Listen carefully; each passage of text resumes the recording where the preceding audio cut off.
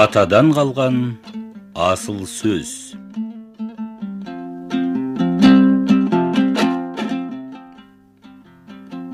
Досай би. Досай Бәйгел ұлы 1692 жылы осы күнгі Шымкент облысы Бәйдібек ауданында дүниеге келіп, 1790 жылы қайтыс болған қазақтың белгілі шешен биі. Көрші ауылда Досайдың Төлтай деген бақталасы болыпты. Ол өне бойы Досай бидің шешімі дұрыс емес. Пәленше бүйдепті, түгенше үйдепті деп, сыртынан өтірікті шындай, шындық құдай ұрғандай етіп, өсек тарата береді екен. Бірақ кездескен жерде бетіне келіп пәлен демейді, сыпайы сәлемдесіп өте шығады. Досай би, оның іштар, біреудің әділ сөзін, тәуір ісін, бақыт байлығын көре алмай, көзінше үндемей, сыртынан күңкілдеп, күбірлеп, сыбырлап, өсек тасып жүретін әдетін біледі. Бұған қалай тыйым салсам екен деп ойлап жүреді. Көзінше айтсам, дау кеспе, ерегісе кетеді. Сабасам, бау кеспе, төбелесе кетеді.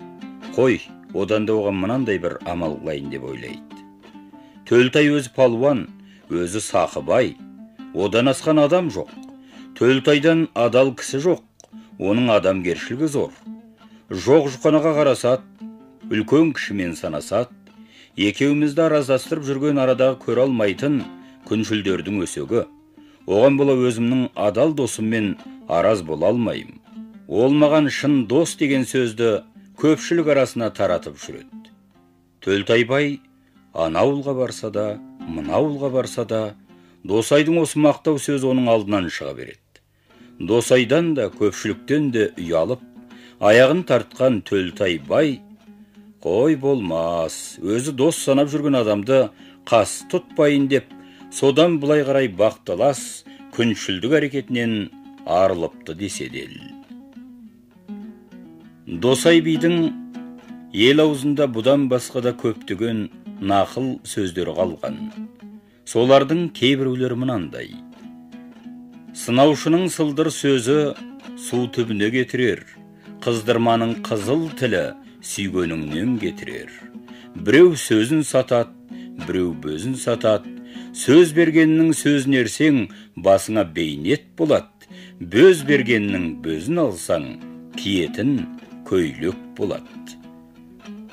Жақсаттан жақсы туса, мінетін пырағың емес пе? Жаманнан жақсы туса, елдің шырағы емес пе? Жақсыдан жаман туса, шам шырағың өшкен емес пе? Елге үлгі айтар ерің болмаса, құт берекең көшкен емес пе? Бір баласы бардың, шығар шықпас жаны бар. Екі баласы бардың, болар болмас халы бар. Үш баласы бардың, үш рулы елде малы бар. Төрт баласы бардың, төрт құбыласы тең болар. Бес баласы бардың, дес бермейтін жөні бар. Сегіз баласы бардың, сергелденге салар кәрі бар. Тоғыз баласы бардың, толғандырар жолы бар. 10 баласы бардың, орда бұзар қолы бар деген сияқты нақыл сөздері ел арасында көп таралған.